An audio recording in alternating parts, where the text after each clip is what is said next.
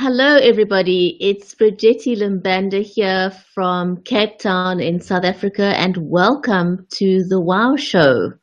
WOW is Women of Wonder, and we are a group of 6 ladies from around the world. Even though you only see 3 of us today, we'll explain later. So before we get round to explaining where we are all at for today, let me ask the other 2 ladies to introduce themselves. Donna-Marie and Sarah, would you mind introducing yourselves, please? Okay, hi, my name is Sarah Wiseman. I'm a mother of 2 little ones, a boy and a girl, and I have a page called Sincerely Sarah, which is just my thoughts on life and motherhood and all kinds of things like that. Welcome, Sarah. Hi. Hi, I'm Donna-Marie Singleton from England, UK. I'm a network marketer, and I love to come on here and talk about different topics with us, the WOW team.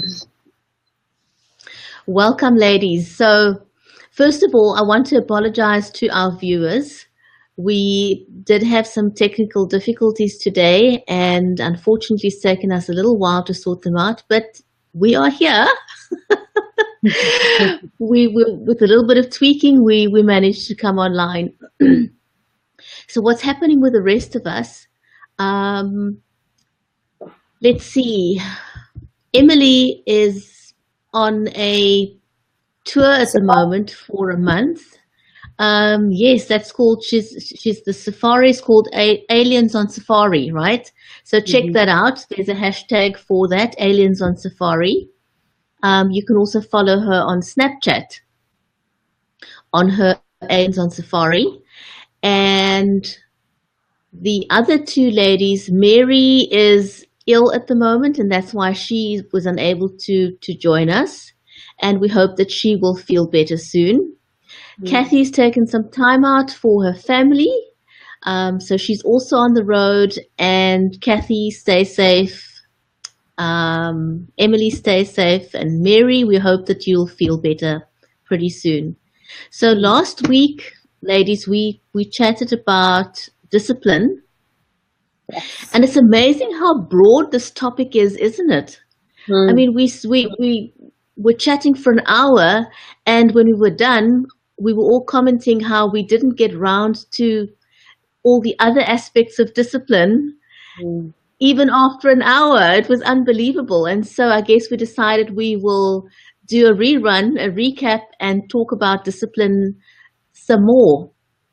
So to kick us off, I was thinking, with regards to discipline, don't you ladies find that a key thing with discipline is that we be consistent? In other words, I almost want to say we need to be consistently consistent. Because if you're not consistent with the same thing, you actually confuse and frustrate your children, isn't it? Yeah, it's a bit like having, when you've got dogs, and one minute you're saying, can't go on the settee, get down. And then you feel all soft and you want to get them off and give them a cuddle. That's not fair on the animal. Right. They're confused. So it's the same with children. Yeah, especially with toddlers, I think. And the only time that's a real struggle is when, say, you have a visitor or grandparents come over, or it's hard to be consistent when you're in someone else's environment or when someone is in your environment, because someone else might go, sure, you can do that, that's fine. And then suddenly all the boundaries are changing in front of you. And yeah, but I can tell when I've not been consistent with Poppy, especially because she just goes a bit mental because you can tell she's missing the boundaries. What do we think about keeping the same rules even when we visit somebody else's house? I tend to, so if I say to my parents, if I'm there, it's my rules, because she needs to know that as long as I'm around, I'm in charge. But if they're babysitting and we go out, it's their rules. So I think if she ultimately sees that I'm there and I'm ignoring something, it's too confusing to say to her, oh, I can ignore it here but not at home. And that's how we do it anyway. I've actually found that works well. You know, if I'm around, if I'm there and we're at someone else's home, my rules will apply. But when you leave your children with someone else, you temporarily handing over that discipline to them. Obviously, I think there's for me there's one exception to the rule. If there's a fundamental difference with something that's important to me, I would. To give you an example, I didn't allow my children. I have a back problem, and so my bed is very important to me. Donna-Marie, I know you love jumping up and down and doing flick flacks on your bed. But because my bed is so important to me, I never did that, and I didn't allow my children to, because I can't afford any issues with my mattress. So they could jump up and down on their own beds, but not on my bed. So if, for example, someone else was at my home and I'm not there, and they were entrusted to look after my children, they needed to understand that that was something I didn't allow, and that my children couldn't do it simply because I wasn't there. So I would say, you know, there would be exceptions to that rule. Yeah, I agree. You have to set off the ground rules for the person that you were letting mind your children.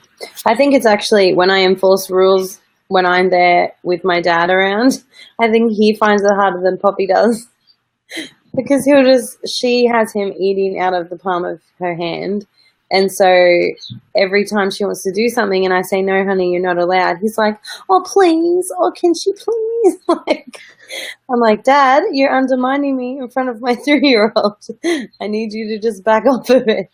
It's actually very sweet, but he just wants her to have like the most fun all the time.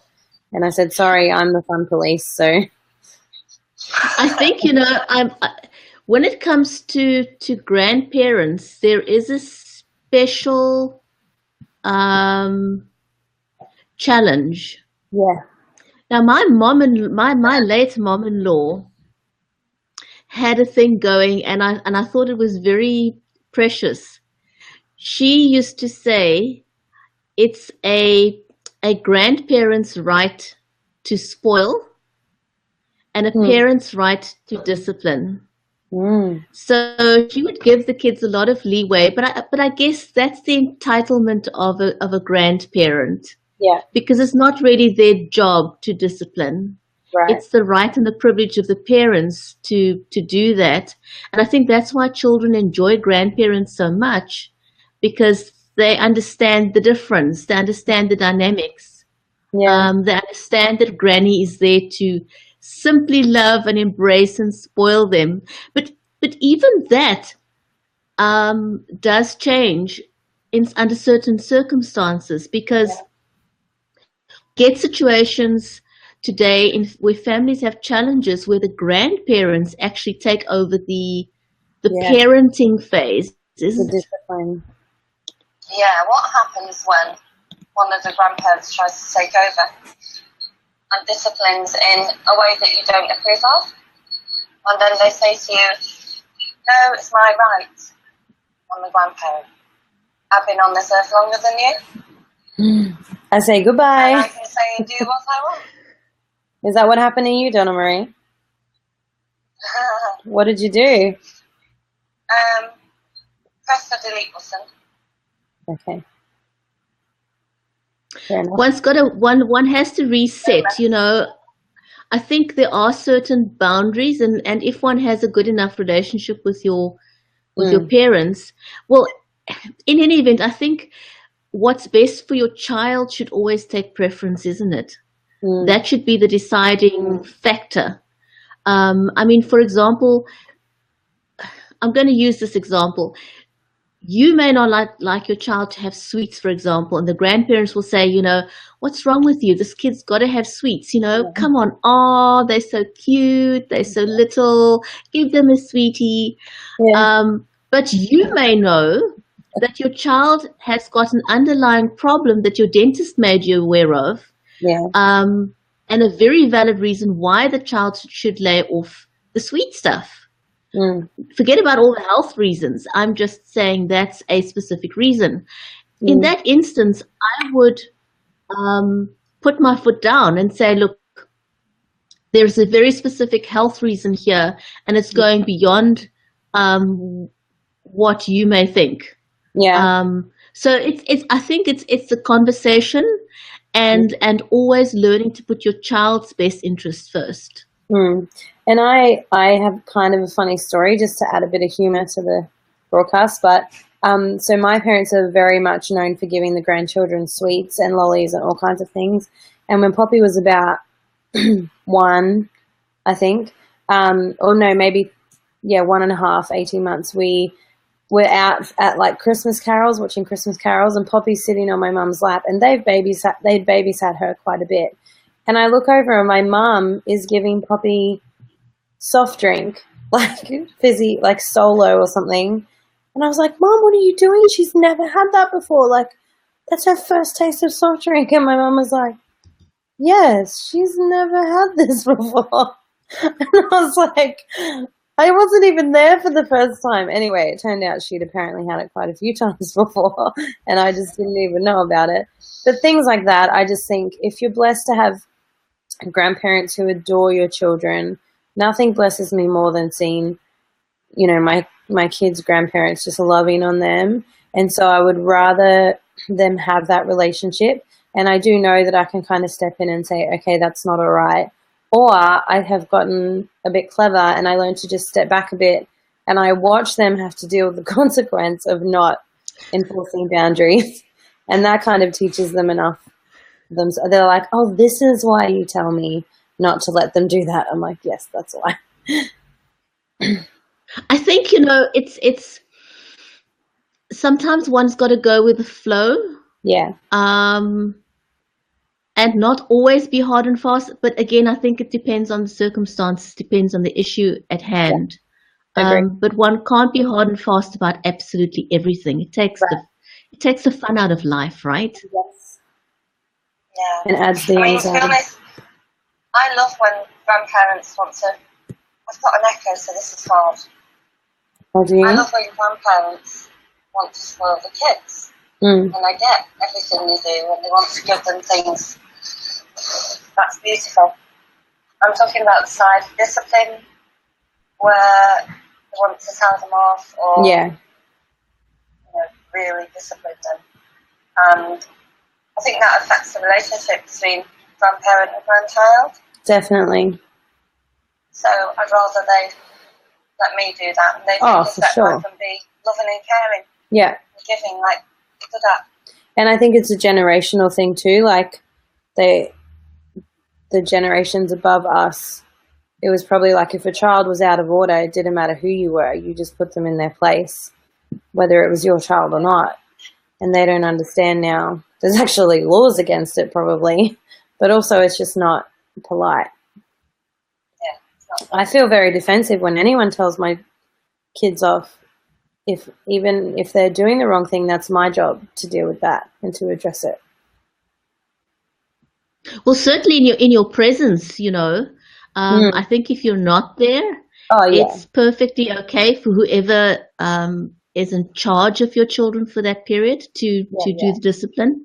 But if you are there, irrespective of who the people are, whether it's grandparents, other family members, I think there's sort of an unspoken rule that people step back and allow you to parent in your presence, right? Yeah. There should be. So the other thing we didn't touch on last week was the issue of discipline in the school. And that's another thorny issue, because most schools, I know in South Africa, I'm not sure what the situation is in the UK and in Australia, but corporal punishment is no longer permitted in school, and that presents one with or teachers and parents with quite a challenge. I'm not sure what the situation is in your countries. Here, children are still fairly respectful of teachers. You will get the odd kid that will push the boundaries and really, really, really be difficult. But generally speaking, there is still that measure of respect for school teachers. What's the situation like in your countries? So in the UK, Yes. we don't do any corporal punishment anymore. But I think there's a lack of respect between the teachers and the pupils, coming from the pupils. And I think that's because the relationship between the teacher and the pupil has become too friendly. Yeah, too casual. The way that they teach, I've watched them and they're kind of really laid back. There's no sort of good morning, sir. Really? Yeah, there's not really a formal introduction to the day. When I was at school, there was a formal introduction into every classroom for every topic. Just that boundary of whether your teacher treats your teacher like an adult teacher or a friend. And I think that they're crossing that boundaries with each other. Teachers are trying to be too friendly and hip. Yeah. And it's just not working because the kids are not seeing them in that disciplinary manner. And then they lose their control. Over here we don't any longer, I don't think, they do corporal punishment. I think we did talk about this last week and about how it's just become about trying to control kids in other ways, which is just getting out of hand because you can only give them so many detentions and then you give them more and then there's after school detention and then that doesn't work and then they get suspended and then expelled and then what happens to the children? Like, kids aren't really afraid of detentions anymore. I think the Breakfast Club probably ruined that. But I agree with you there, Sarah. There are some unique challenges with the school. Personally, I found this whole detention system annoying. And I'll tell you why I find it annoying. It was ineffective. It was a joke to kids. And I always felt that when the kids were in detention, it affected my day because if the detention was meted out for that specific day, it meant that my schedule had to now change to suit the school. Yeah. And I felt like, asking them, well, what the heck did I do wrong? Why are you punishing me? Find another way of dealing with this. Yeah. Yeah. Don't affect my day at the last minute. That's not okay. I think they should get detentions. Yeah. I think they should get a warning. Yeah. Parents should get a warning of what time and what day this detention is supposed to take place. Yeah. Well, but I think it's like dealing with a toddler. Some people might. If you were to spank one toddler, it might devastate them. But if you were to, like my toddler, for instance, if you put her in timeout, that's devastating because she's social. Don't put her on a chair and say you can't hop off. Like, that just kills her. But I remember, like, especially if she was going to touch something dangerous, we'd give her a little tap on the hand and she'd just be like, what are you even trying to do? Like, it didn't teach her anything.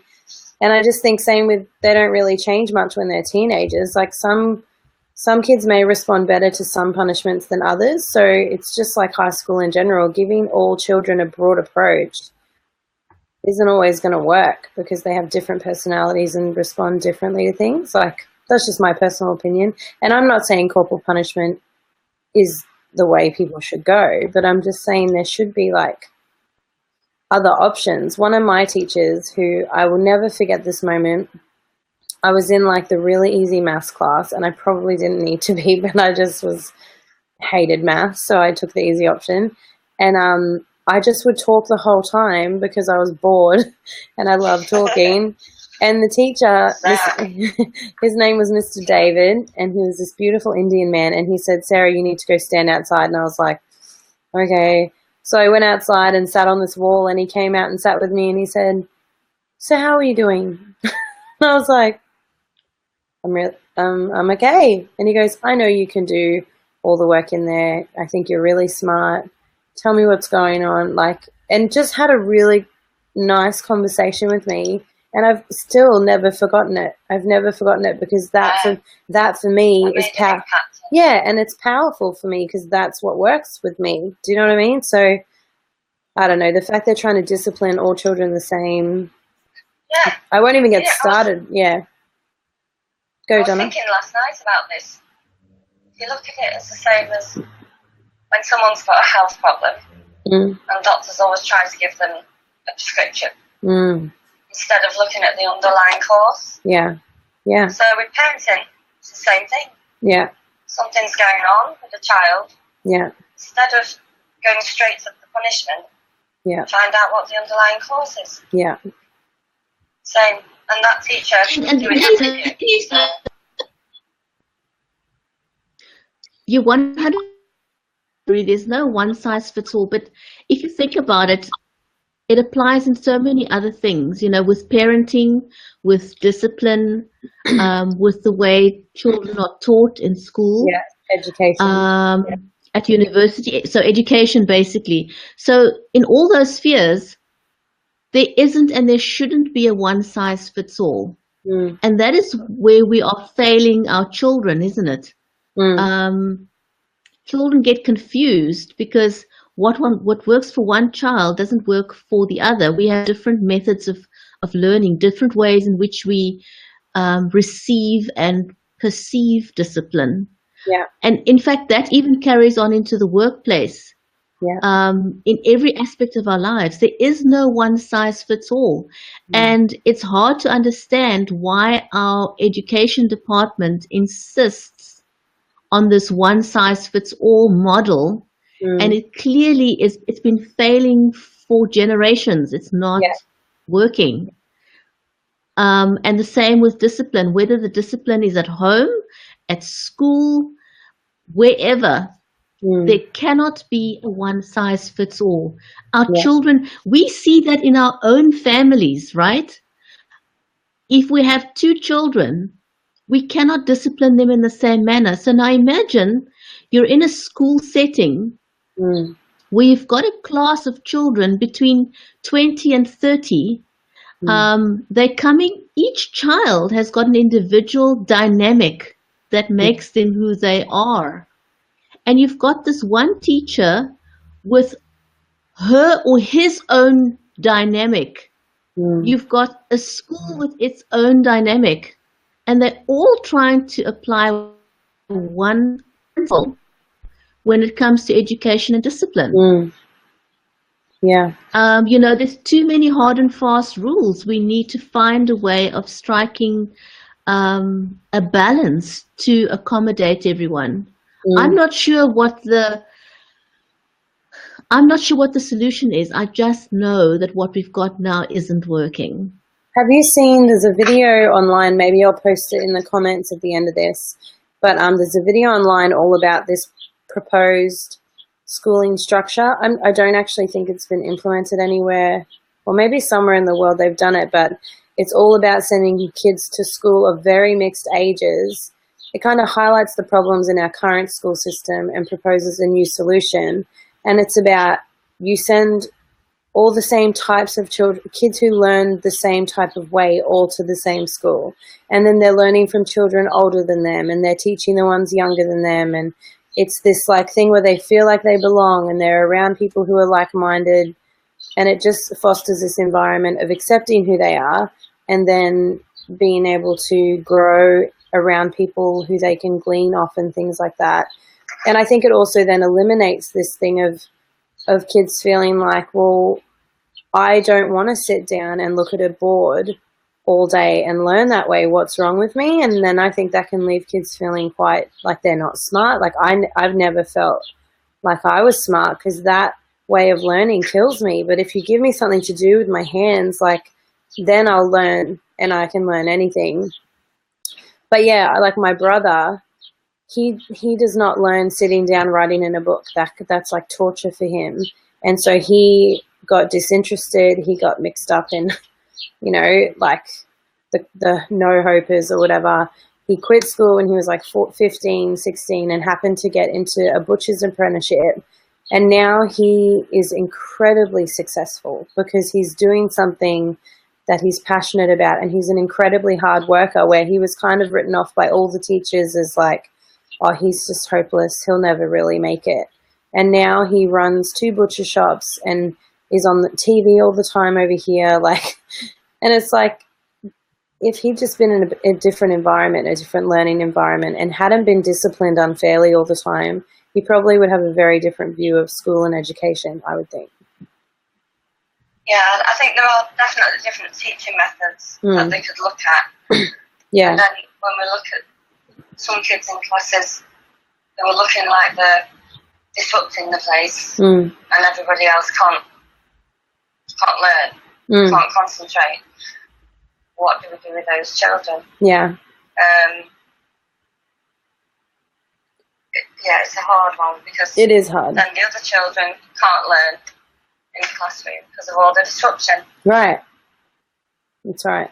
So let me ask you, ladies, with your situation at school, if your child was disciplined in a particular manner that didn't work for them, would you totally step back and not say anything and say, oh, well, it's the school and, you know, they've got their rules and leave it at that? Or would you step in as a parent and do something about it? So I know what I would do. I have stepped in, and I have gone to speak to the school and the teachers.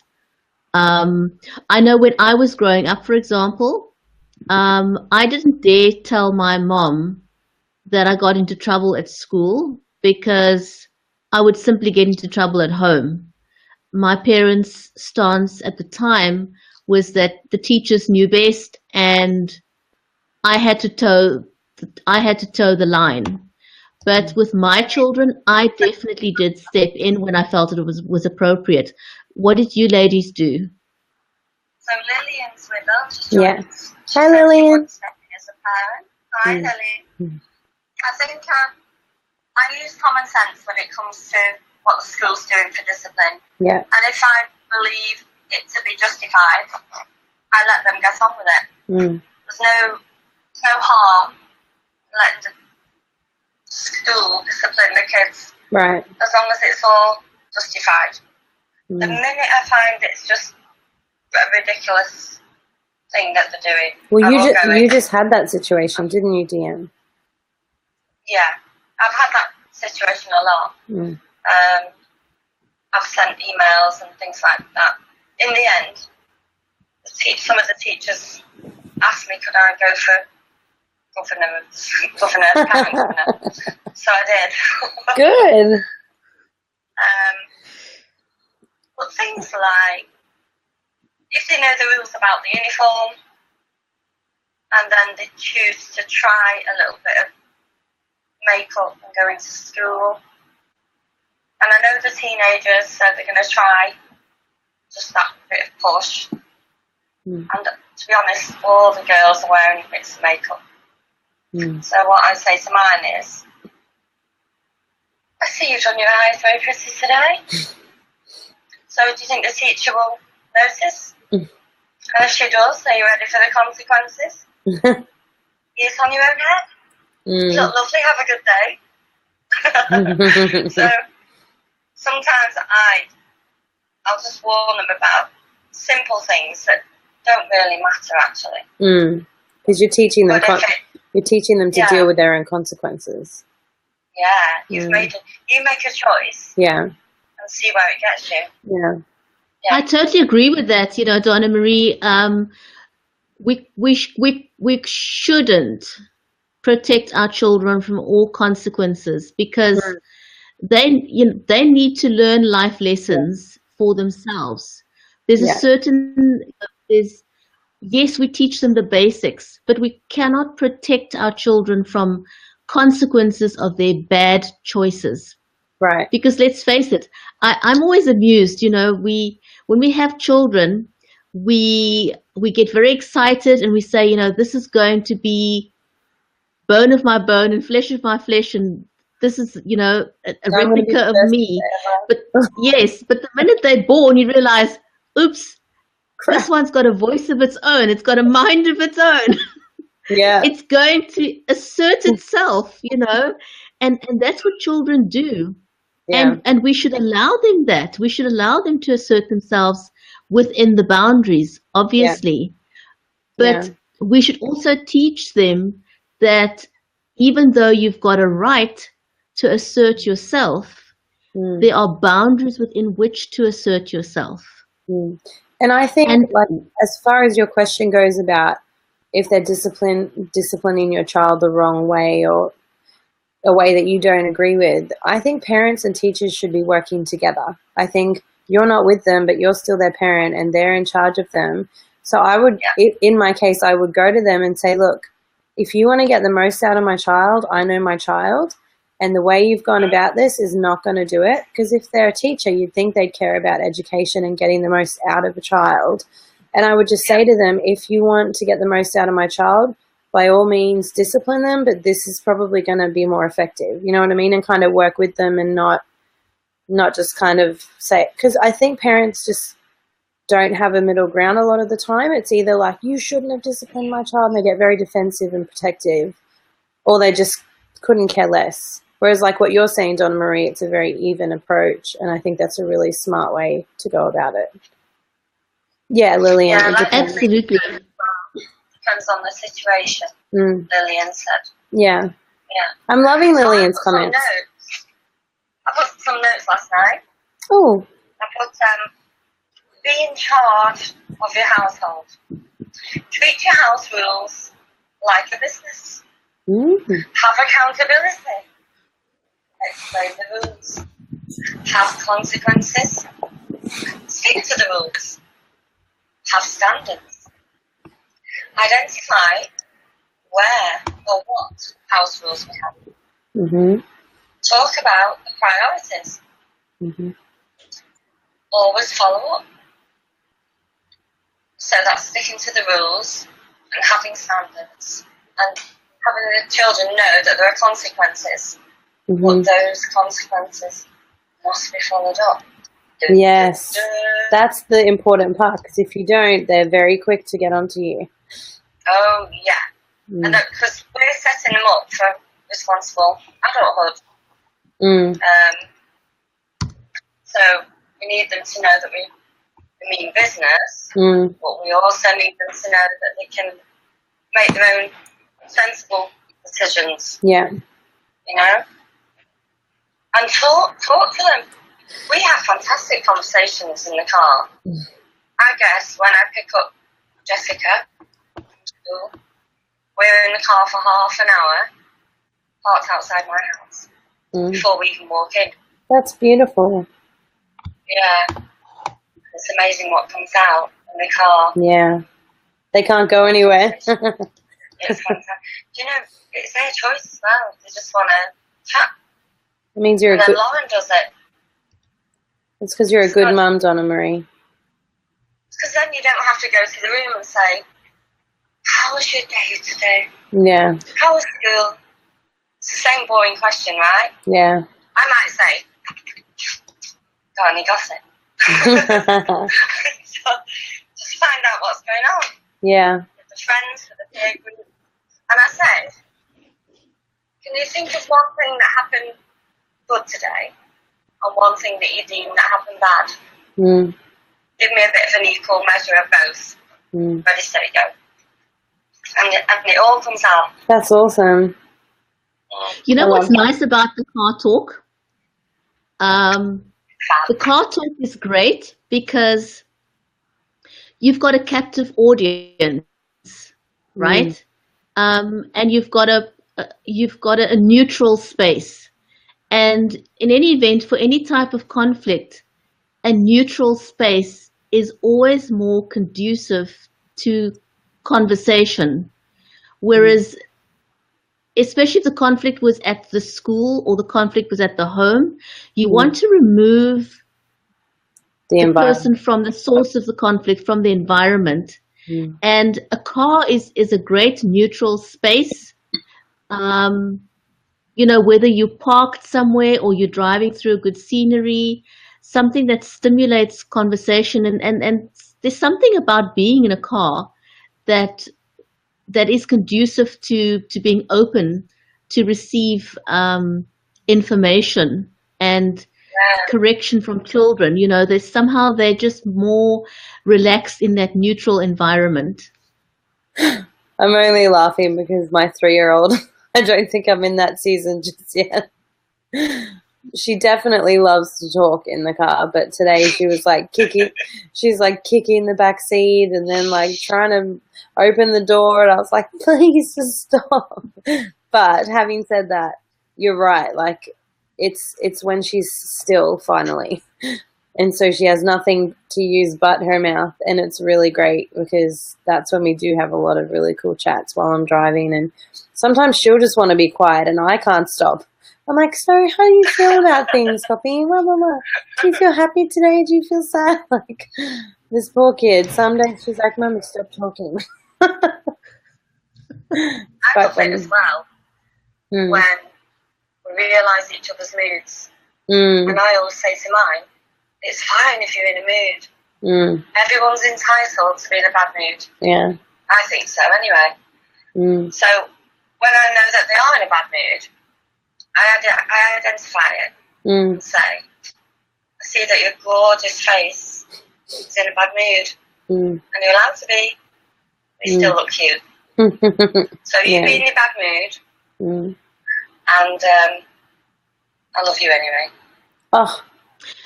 But don't you find that children personally, don't they? Yeah, they do. I think they respond.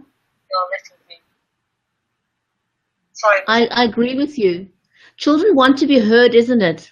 And if we allow them to be heard, they are a lot more open to be corrected, whether that's in the home or at school. Yeah. And often I find a source of conflict is because they don't feel that they are being heard. They're frustrated. I say to Poppy all the time, it's actually really okay to be frustrated. And, I have a very strong faith, my husband and I, and so we try and treat her the way we want her to know that God wants to treat her. And so when she gets frustrated, instead of throwing a whole thing of blocks at the wall, I said to her, it's okay to be frustrated, but you know what you should do when you're frustrated? Just come and run straight to me and give me a hug. Like, I want her to know that she's safe and that a hug will actually help the frustration melt away. And being angry isn't actually going to help. Like, it might feel good in the minute, and I just say to her, it feels yucky to get angry, doesn't it? It feels a bit yucky. And I said, we get angry sometimes, but just run to Mummy and say, I'm frustrated. Because that's what I try to do. I try and run to God and tell him how I feel, because that's where I feel better. So that's kind of how we do it. But then having said that, and this was another thing I wanted to talk about, is like when it comes to disciplining our kids, if we don't discipline ourselves, it becomes very obvious when you're trying to tell a child to do something that you yourself have not yet done, or you're not very good at it yourself. And guilty. I wanted to talk about that, about what how do you ladies think our own personal development impacts the way we discipline our children, and what should we work on, if that makes sense? Well, I love, sometimes I say things that I don't do for myself. Same. But what I love is that they pick, they get me for it. Yeah. They will challenge me on it. Yeah, they'll call me out. And it makes me rethink. And I think, how can I be telling them what to do when I've not done that certain thing? Right. For instance, have you packed? You must pack 5 days before, because then you know what you can fit in the case. Do your list, tick it off. But when I go away, it's 5 minutes. when is my case packed? Yeah. It's one of those. Dun, dun, dun, dun, dun, dun. Everything in the case. Yeah. See, mine. Practice what I think mine is like a patience thing. So I'm always telling Poppy, okay, you need to be patient. You can ask for something, but then you need to wait for Mummy because I'm in the middle of something, or it just takes time to do that. We need to be patient. And I say, what's patience? And she says, waiting with a good attitude. I'm like, good girl. But then when I'm waiting for her to get off the toilet to go to bed and she's taking a while, I'm not very patient. Or if she's in the middle of something and I suddenly come and blow up all of her plans and just want her to do what I say straight away, I have to be patient. Like, I'm just learning that. And plus, I never want to discipline out of my own brokenness, if that makes sense. I feel like we can put unrealistic expectations on our children based on our own experiences with our parents or as kids or whatever. I think it's so important to be self-aware as a parent and to think, okay, am I angry about this because of my child deserves me to be angry about this, or is this a control problem I have? Or since becoming a parent, it's just shed such a light on all of my issues and where I need to grow, and because I don't want to parent out of that place. That's what I've discovered. Isn't it amazing, though, that being a parent teaches you so much about yourself, things that you would never, ever, ever have known about yourself, because children are able to push boundaries in a way that no one else in your life ever could do. And they teach you a lot about your own tolerance levels. And they will keep pushing those boundaries. Yes. And it teaches you as a person to grow in ways that you may never have grown. Most definitely. So I think I just let Lillian know which platform we're using. Be Live. We're using Be Live. Yeah. BeLive.tv, Lillian. Yeah, I agree. It definitely brings out all of the imperfections and all of the areas where you need to grow. I'll tell you one thing I found as well. If you want your child to do something, I think a lot of us think we can just go and demand. Yeah. Come down now, he's ready. Yeah. I said it's ready now. Yeah. I always think it's better to go up, say, your tea will be ready in half an hour. That gives them the time. The respect. You've already told them. Because we don't know what they're in the middle of. They might be in the middle of studying something really hard. And we're demanding they come down at the snap of a finger. It's not really fair, is it? And I think give them some warning. And I think like this generation is moving away from this thing of control parenting, like keep your kids on, like you need to control your children. And I did this parenting course called Loving Your Kids on Purpose, and it was actually about just maintaining a connection with your children, because you can never control anybody, no matter what they do. You're never going to be able to actually control your kids because they're going to grow up, but maintain a healthy connection with them. And when you do that, they're not going to want to hurt you, or they're not going to want to be completely disobedient, or, and that's like, it's really hard sometimes, because if I get frustrated with Poppy, she'll say, Mummy, are you sad at me or something? I'm like, oh no. Makes me feel really awful. Would make my heart melt as well. Oh my goodness. Oh, except maybe not tonight at dinner. You don't give in. Maybe not tonight at dinner, Donna-Marie, when she ate my dinner and put the fork down and said, this is crap.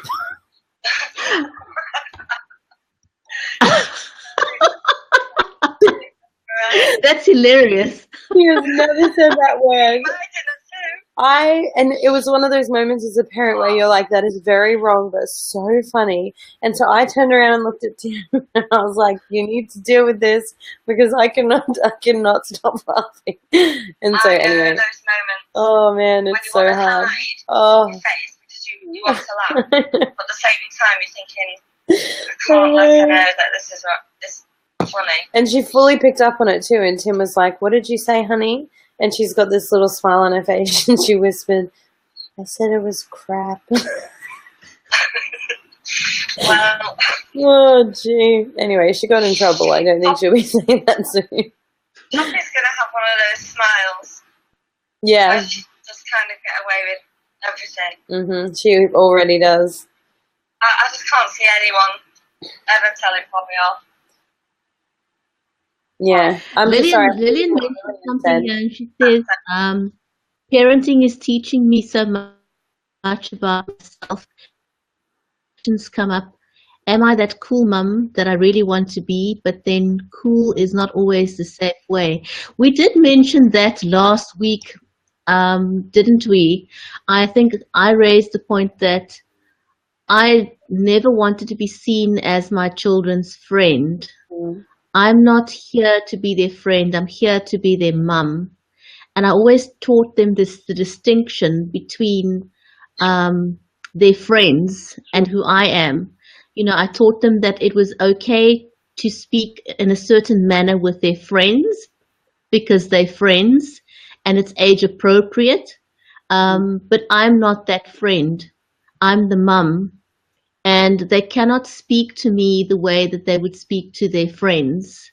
You know, we've got a great relationship, but there is a line that children need to understand, a boundary that they cannot cross. Obviously, it's very different when my children are now adults, so the dynamics of the relationship has changed. That's what I was But when they were minor children, there was a definite boundary that I enforced with my children that they always understood. You know, I allowed them the freedom of expression. Do you know why I'm smiling? I do. You do, Sarah. Yeah, I do. So I feel that I am both. I'd love to ask my teenagers just upstairs You should. what her perception is. You should. Well, I know what her perception is. They both say to me that we are like three amigos. Oh, Bridgetti's gone. She'll be back. I think we share friendship as equally as we do that I'm the parent. Respect. Oh, yeah, right. There's a lot of respect for my parenting, and therefore we can relax And be friends. to be friends because I know that they don't cut over the boundaries. Right. And also as well, I don't mind hearing the way that they hear other kids talk.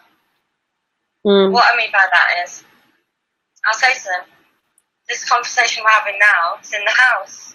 So it's between you and me. It's not the way that you'd want to be, anyone would want to be heard speaking outside. I'm not explaining myself very well.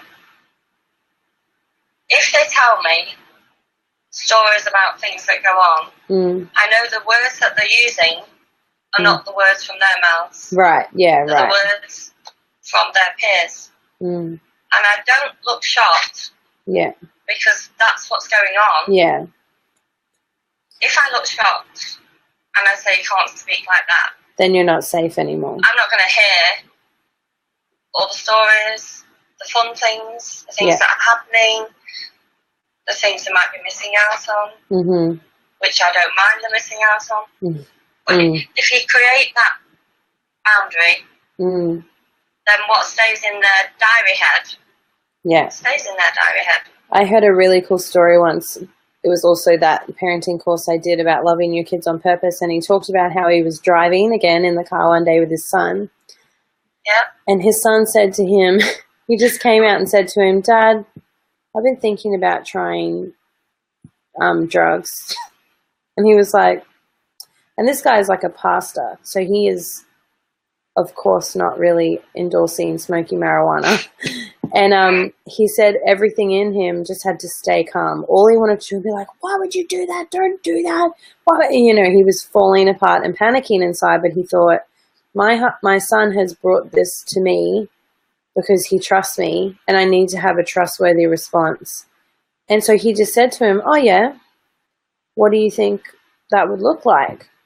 And he goes, I don't know, I guess I'd be at a party with some friends and blah, blah, blah. And he said, and how do you think that would turn out for you? And he said, oh, I don't know, I might get a bit out of control. I could get addicted. You know, my girlfriend wouldn't like it, so she'd probably break up with me. And he's like, then if I got hooked, I'd probably fail school, and then I couldn't be a doctor or whatever, you know. And then he just sat there listening, and as his child, like, had all the reasoning that he needed to come to a decision. All the right reasons. Right. Yeah. And he said, we don't trust kids enough, or teenagers enough, to have their own minds. And because we spend so much of their life telling them, do this, don't do this, but not letting them think for themselves, that's why they stop thinking for themselves, and they just do crazy things sometimes. I mean, but there's behavioral problems and stuff, and learning difficulties that influence a lot of stuff. But I guess what I'm saying is it really shed a light for me on, like, prioritizing connection with my child over controlling my child, and just wanting to be a safe place for them, and letting them feel like, even if it's a bad thought or a bad conversation, or they've done something bad, the safest place they can talk about it is with me. And I love what you were saying about that, Donna-Marie. I think it's really important.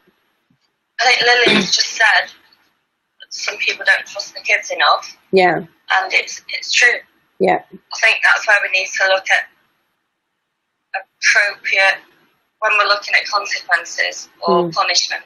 We need to look at appropriate punishment based on their history and what they're doing going forward. Right. So if it's like a time curfew, and we say, I mean, mine don't go out and walk the streets.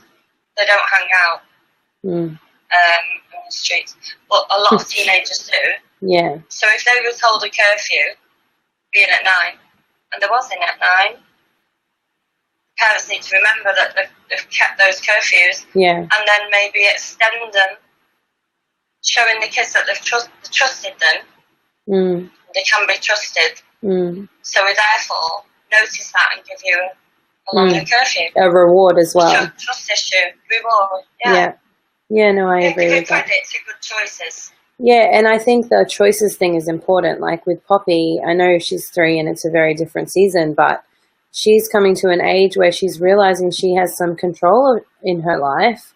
And if all I do is keep taking that control back off her, she's just going to rebel and get more and more frustrated. So I give her choices, and I say, you know, I'll say, you can either go and wash your hands, or you can go to the toilet first. What do you want to do? And then wash your hands, you know, and she'll decide what's more annoying, or, you know, but I make sure both of the choices are something that I actually want her to do. But sometimes I'll say to her, look, the choice is you can listen to mummy because I've told you 3 times now, or you can go sit in the timeout chair. They're your choices. Like, but she still has the power to make a good or bad decision. Lillian's just said, I wish my parents trusted me enough. Did any of you guys feel like that? Yes, I definitely did. You know, trust is a big issue. My parents' parenting style was children should be seen and not heard. And that's pretty much how I grew up. And that made me determined to change it when I had my own children.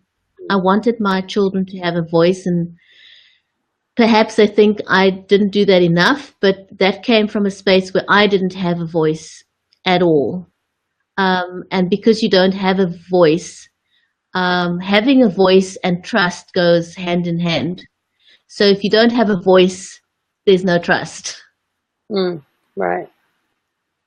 What do I think about all kids offered everything on a platter, and should we make them work for things? Yes. Yes. Yeah. A lot of kids do get handed things on a platter, but it's important, I think, to make them work for it. I think so too. Work. Absolutely. The sooner we teach our children that life isn't fair, life isn't easy, the better off they will be, isn't it? Because if we try and shelter our children from absolutely everything, we're really doing them a great big disservice, because life doesn't work that way. And so we can't, obviously we would shield them from harm that would be really bad for them. But for the most part, we'd be doing them a bigger service. We'd be loving them more by allowing them to appreciate that every action has got a consequence. If you do something unkind, there has to be a consequence for it. You can't shield your children from that. Yeah. And I, again, I'm sure there's people watching this with little people, so I'll just keep giving my examples. But right now, I'm like, I want Poppy to know that you have to work hard, that it's important to work hard. But I can't exactly go and get her a job.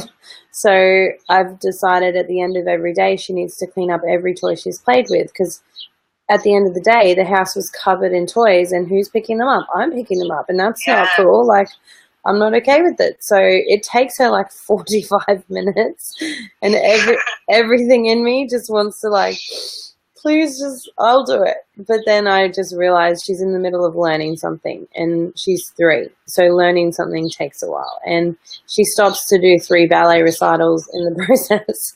So I just have to keep no, honey, remember it's cleaning up time. And once you finish that, we can blah, blah, blah.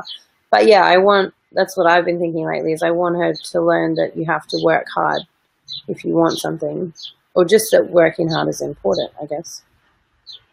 Lillian mentioned there that she wanted a different life for her children. I think we touched on that last week as well, didn't we? I took a step back and I looked at the method that my parents used with me. There were 1 or 2 things that I felt they did well, and I would implement those. But things where I felt they could have done it, a lot differently, I made a conscious decision not to repeat those and to do things differently. And I think I've had this conversation with my siblings a few times and said to them, we inherently will lean towards doing things the same way our parents did it, as much as we disliked that, And so you constantly, sometimes you say something and you think, oh my goodness, I sound like my mom. Yeah. And then you have to kind of step back and say, wait a minute, I decided I wanted to do this differently. So let me retract. Let me redo this. I want to do this another way. Did you find that happening to you, where you think you sound like your mom and you think, no, I decided I want to do this another way? All the time. I think one thing I wish I'd known when it's not like I don't want to parent the way my parents did, because I think they did a lot of really great things. But one thing I learned when I was getting my life right, and I was going to counseling, and they taught me about parent-child relationship, and how when a child is small, there needs to be a parent-child connection. And then as they get older, it's supposed to come to a point where it's adult to adult. And pretty much from the minute they're born, you're training them to get to a point where it's like, okay, you're an adult now. I don't take authority all the time anymore. And I want to really be conscious of that as my kids grow up, giving them more responsibility as they get older. And like we were talking about, trusting them more and talking to them like an adult, not like you must do what I say, but how do you feel about what I've said? And hello. Hi. How are you? We have a question maybe that yes. might or might not want to answer. I'm sorry to bring up this What was the question about? Well, it was about friendship, and do you see your mum as your friend or your parent or both? Both. Both? Definitely both. Why is that? Like, because she's just so, I can hear my voice echoing, it's like, annoying. I think it's something. Because, like, she does things with me that, like, I see as a friend. Like, she'd go, like, shopping with me or get my nails done with me and talk to me like we're equal. And this age, like, when I was younger, it was like, oh, do you want to make my beach necklace today? Oh, that's something lovely. And now it's like, you know, we're like equal, but like, she's like my mum and she's very supportive of me as like a parent. And I feel like Are you gonna cry, DM? Really well, you know, so respect as my friend and like. That's exactly what she said you would say. That's how I feel. That's beautiful. That's the relationship I want to have with my daughter when she grows up. So, DM, help me out. Ladies, we have to wrap up for today. Sarah, I know it's very late for you. It's almost, you know, it's bedtime for you. So we want to be aware of that. Do you have any final words you'd like to say in closing so we can wrap up for today? Yeah, I think at the end of the day, you can't go wrong with love. Just love your kids. If that looks like giving them boundaries, love them enough to give them boundaries. And if it looks like hugging them, even though they've done the wrong thing, and telling them that they're still loved, then do that. But most of all, just ask yourself the question all the time, am I doing this out of love? And that's how I try and parent, and hopefully it works. I'll let you know in 20 years.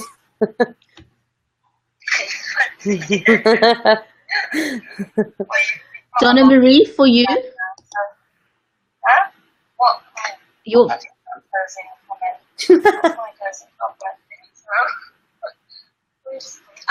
think with your kids, when you're not in your ages, almost be seen as that mellow part of you, which is a friend. As long as you show your discipline at the same time, and as long as you know the boundaries and the difference between when mum's being mum to help you feel secure, to keep you safe, and when mum's just being crazy from mum. So have a bit of both. They're the best of both worlds. I think my final words would be consistently consistent. You know, love your children, whatever method you choose to discipline, be consistent. Nothing will frustrate a child more if they don't know what to anticipate, if they don't understand what your home rules are. It will frustrate them. So be consistent with whatever you decide you want to use. Ladies, thank you so much. Donna-Marie, have a great day further. Yes. Sarah, I hope you will have a peaceful sleep. Rest well. And thank you so much, ladies. I look forward to seeing you again next week. I absolutely love and treasure our time together here on a Sunday. So thank you very much and take care, ladies. Bye. Thank you. And thank you, Lillian, for watching. Thank you, Lillian. Bye. Bye.